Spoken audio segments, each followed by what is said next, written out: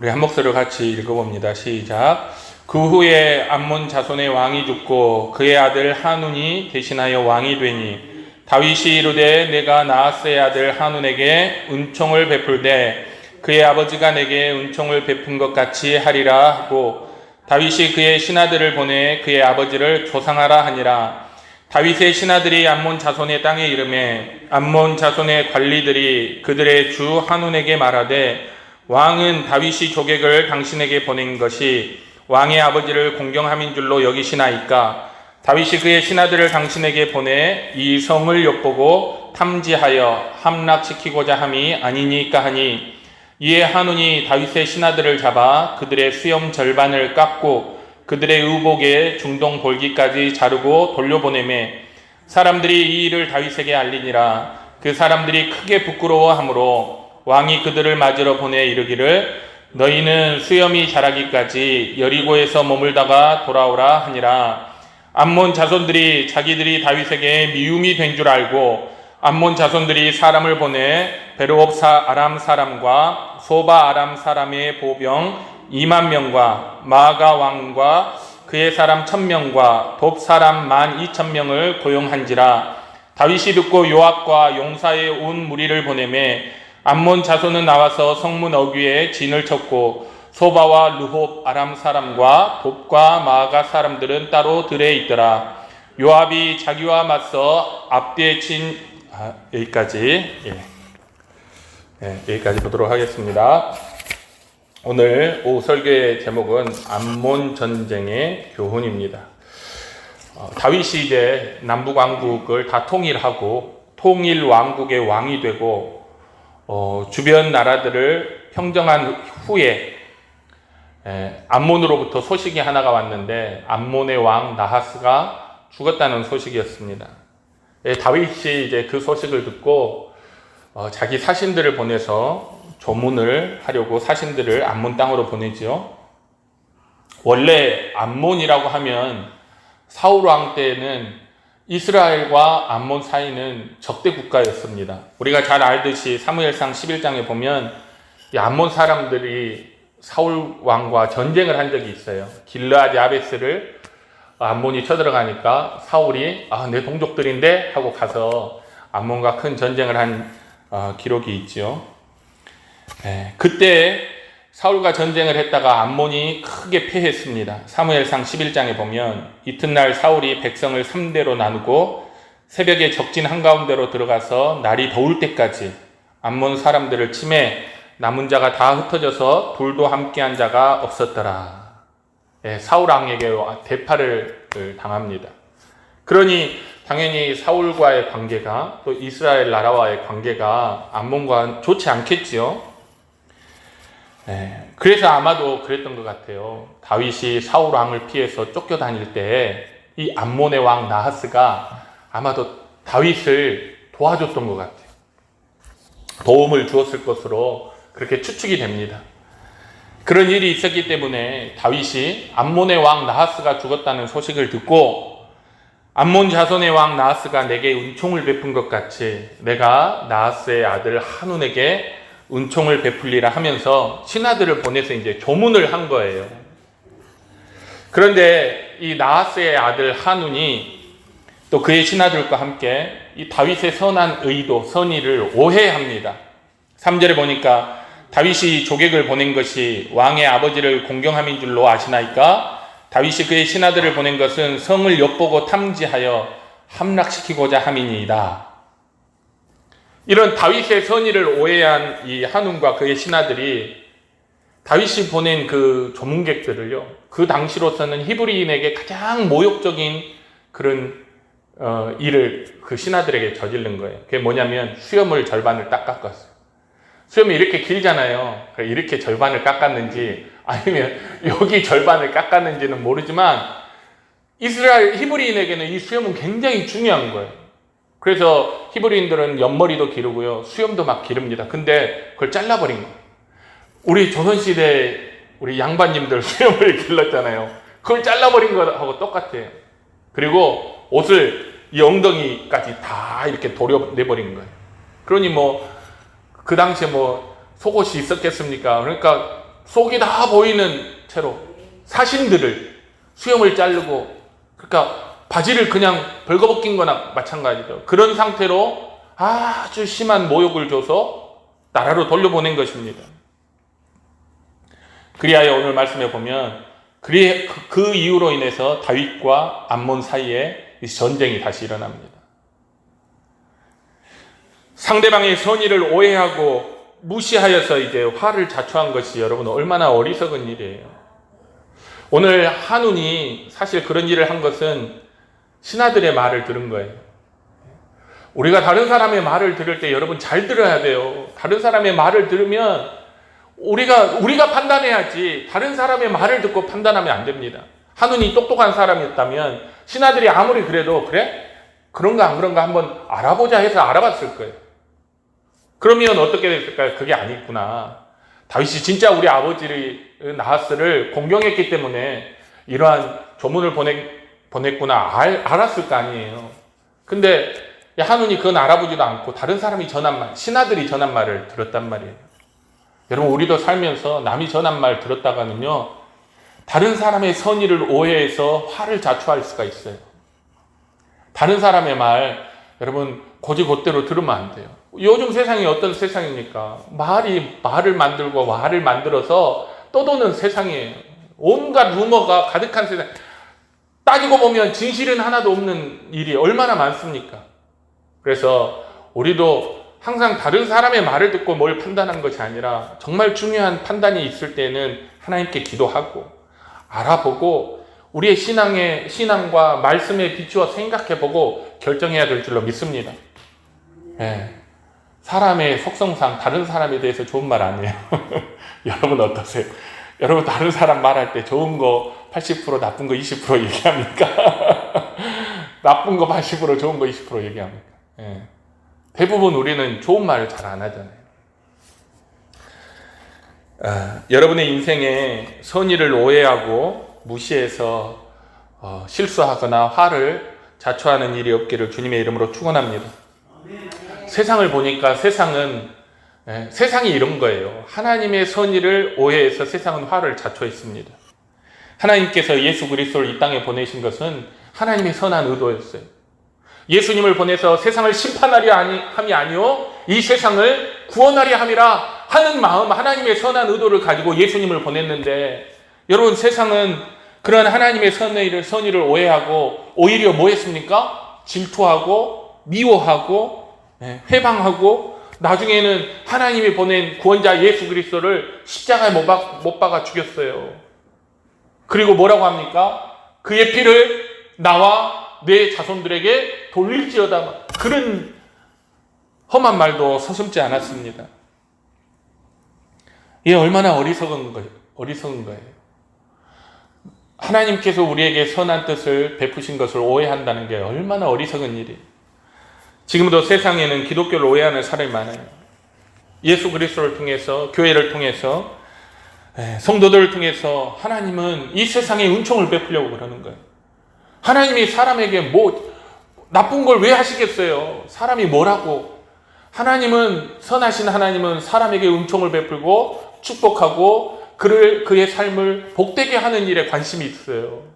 그래서 교회와 성도들을 통해서 이 세상에 생명의 말씀과 복된 소식을 전하는데 그런데 세상은 그걸 오해해요. 그런 일은 있을 수 없다고. 예수 믿어서 복 받는 일이 있을 수 없다고. 교회를 다니면 복 받는 일이 있을 수 없다고. 거기엔 분명히 뭔가 다른 꿍꿍이가 있을 거라고. 그렇게 세상은 오해합니다. 그래서 기독교 신앙을 거부하는 사람이 얼마나 많아요. 여러분 세상에 기독교 신앙을 거부하는 사람이 기독교 신앙에 대해서 알고 거부할까요? 모르고 거부할까요? 모르고 거부합니다. 성경을 한번 제대로 읽어보지도 않고 그 기독교 신앙에 대해서 고민해보지도 않고 그냥 거부하는 거예요. 오해. 하나님의 선의를 오해하는 거죠. 그 지독한 오해로 인해서 세상은 하나님 앞에 나오기를 거부하고 믿음을 거부해서 결국 그게 어떻게 됩니까? 멸망하게 되는 거예요. 우리 교회들의 사명이 세상에 하나님에 대해서 오해하고 복음에 대해서 오해하는 것을 우리가 전도를 통해서 그 사람들의 오해를 풀고 그들이 하나님 앞에 나올 수 있도록 돕는 것이 오늘날 교회와 우리 성도들의 사명 중에 하나인 줄 여러분 기억하시기 바랍니다. 또 한 가지는 우리 믿는 사람들도 하나님에 대해서 오해하지 않았으면 좋겠어요. 우리 삶에 보통 고난을 만나면 우리는 하나님의 선의를 오해합니다. 예레미야가 3장 33절에 보면 주께서 인생으로 고생하며 근심하게 하심이 본심이 아니시니라 그랬어요. 여러분, 하나님께서 우리에게 허락하신 일은 모든 일이 선한 일이에요. 그게 고난이라 할지라도, 그게 고통이라 할지라도 그게 선한 일입니다. 그 일을 통해서 하나님께서 선한 일을 이루시고자 하는 목적이 있어요. 하나님께서 예수 그리스도 안에서 우리에게 생명을 주시고자 때로는 우리에게 고난도 고통도 허락하시는 거예요. 하나님의 본심은 우리가 고난당하고 고생하고 힘든 것이 아니라 우리로 하여금 생명에 이르게 하는 것, 우리로 하여금 복되게 하는 것, 우리로 하여금 영원히 살게 하는 것이 하나님의 본심이에요. 그게 하나님의 선의입니다. 그렇기 때문에 우리 삶에 고난과 역경이 왔을 때 하나님이 나를 싫어하시나? 하나님이 나를 벌하시나? 하나님이 나를 미워하시나? 이렇게 우리는 오해하지 말고 인내하면서 우리 삶에 하나님의 뜻이 선하게 이루어질 것을 끝까지 기대하고 믿고 기다릴 수 있는 우리 교회와 성도들이 되시길 주님의 이름으로 축원합니다. 여러분, 하나님은 우리 교회와 성도들을 향해서 하나님은 모든 뜻이 선해요. 하나님은 우리를 저주하지 않습니다. 하나님은 우리를 미워하지 않아요. 하나님은 우리를 사랑하세요. 그래서 우리에게 모든 좋은 것을 주시기를 원하셔요. 여러분이 신앙생활을 하면서 믿음의 삶을 살아가면서 그 하나님의 선하신 의도를 오해하지 말고 항상 우리 마음에 이것도 하나님께서 나를 축복하시는 과정이구나 하고 믿음으로 이겨낼 수 있는 우리 교회와 성도들이 되시길 주님의 이름으로 축원합니다. 또 한 가지 알아볼 것은 그렇게 해서 암몬과 이스라엘 사이의 전쟁이 시작되었어요. 암몬이 자기들 힘만으로 안 될 것 같으니까 아람의 군대를 용병으로 사서 이제 이스라엘과 큰 전쟁을 벌였는데 제대로 된 싸움을 못 합니다. 여러분, 용병들이 여러분 목숨 바쳐 싸울까요? 용병들이 돈 받고 전쟁에 나왔잖아요. 돈 받고 아람 군대가 돈 받고 지금 전쟁에 나왔어요. 돈을 겁나 많이 줘서 아람 군대를 데려왔거든요. 그래서 이제 전쟁을 하는데 여러분, 용병이 목숨 걸고 싸웁니까? 위험하다 싶으면 살기 위해서 도망가겠죠. 그래서 전쟁이 딱 이스라엘과 암몬 사이에 전쟁이 났을 때 제대로 된 싸움도 하지 못하고 다 도망가 버렸습니다. 그러면 암몬이 물러섰느냐? 여러분, 그 정도 했으면 물러서야죠. 용병까지 사왔는데 안 되면 물러서야 되잖아요. 안 물러서요. 안 물러서고 요단 동편에 있는 자기 동족들까지 다 불러서 더 큰 군대를 모아가지고 총 공격을 시도합니다. 그때 다윗이 직접 군대를 이끌고 이 전쟁에 나서서 이들을 물리쳤습니다. 결국은 암몬은 이 전쟁에서 패하고 이후로는 이스라엘의 조공을 바치는 조공국이 되었어요. 이게 무슨 뜻이냐면 여러분, 우리의 대적은 포기하지 않습니다. 우리의 대적은 절대 포기하지 않아요. 한번 졌어요. 여러분, 마귀가 졌습니다. 실제로는 졌어요. 예수님께서 십자가에 달리시는 그때 마귀의 권세가 땅에 떨어져 버렸어요. 마귀는 이미 사로잡힌 자예요. 진 자예요. 졌어요. 그러면 여기 암몬 군대가 한번 졌다고 포기합니까? 포기하지 않는 것처럼 마귀도 포기하지 않는 거예요. 끝까지 어떻게 하면 교회를, 어떻게 하면 성도를, 어떻게 하면 믿는 사람을 한 사람이라도 더 넘어뜨리고 멸망케 할까? 절대 포기하지 않습니다. 언제 그들이 끝장나냐? 진짜 우리의 대장 되신 예수 그리스도께서 마지막 때 이 세상에 오셔서 이 마귀를 사로잡아 영원한 지옥불에 던져버릴 때, 최후의 승리를 얻을 때, 그때 그 전쟁이 끝나는 거예요. 아직은 여러분 전쟁이 진행 중입니다. 마귀가 쉽게 포기할 존재가 아니에요. 그렇기 때문에 우리 교회와 성도들은 신앙생활을 해 나가는 데 있어서 절대 방심하면 안 돼. 깨어 있어야 합니다.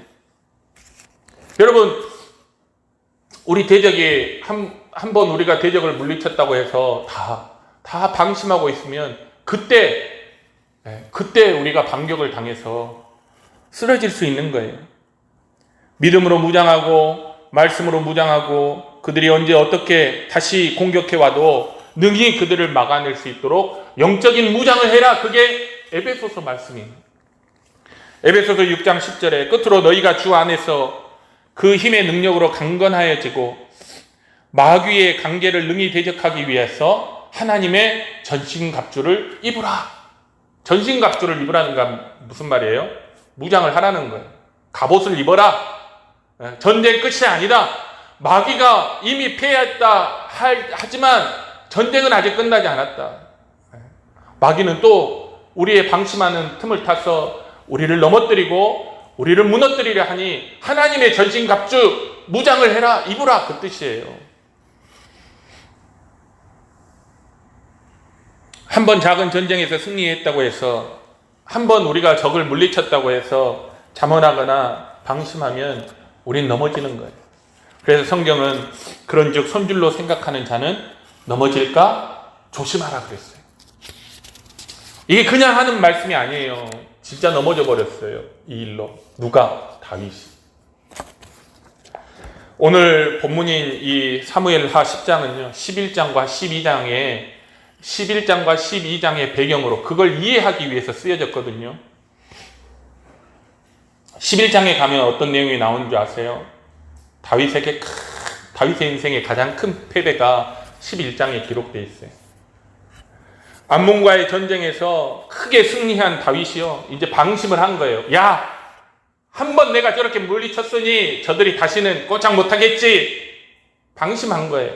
사무엘하 11장 1절에 보면 그 해가 돌아와 왕들이 출전할 때가 되매 다윗이 요압과 그에게 있는 그의 부하들과 온 이스라엘 군대를 보내니 그들이 암몬 자손을 멸하고 랍바를 에워쌌고 다윗은 예루살렘에 그대로 있더라. 다윗은 예루살렘에 그대로 있는 거예요. 온 이스라엘 군대는 다 전쟁에 다 내보내놓고 다윗은 예루살렘에서 자기 궁전에서 그대로 있던 거예요. 무슨 생각으로요? 야, 이런 전쟁쯤이야 요압 내보내도 다 알아서 해. 내가 나갈 필요가 있겠어? 마귀가 이 틈을 놓치지 않는 거예요.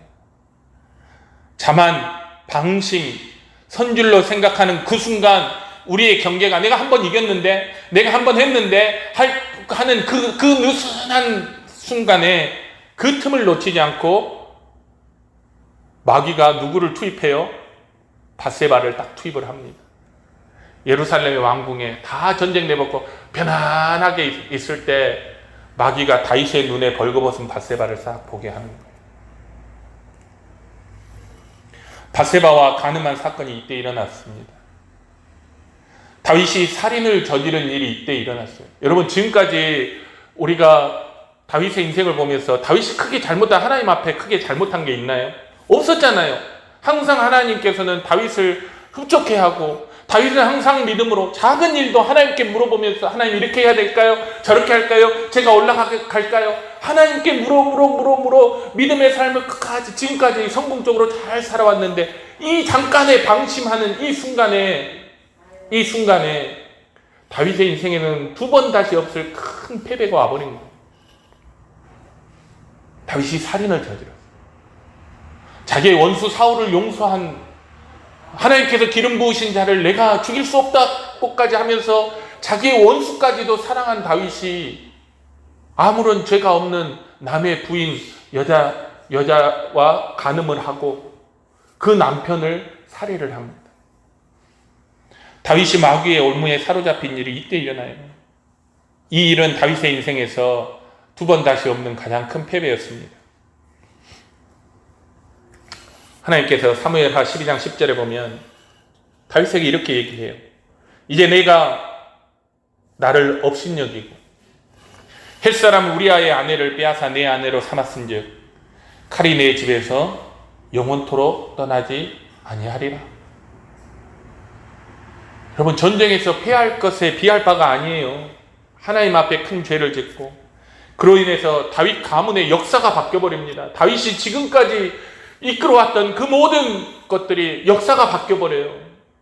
그의 집에서, 그의 가문에서 전쟁이 끝나지, 칼이 떠나지 않는 그런 비극적인 고통과 비극이 시작이 되어버렸습니다.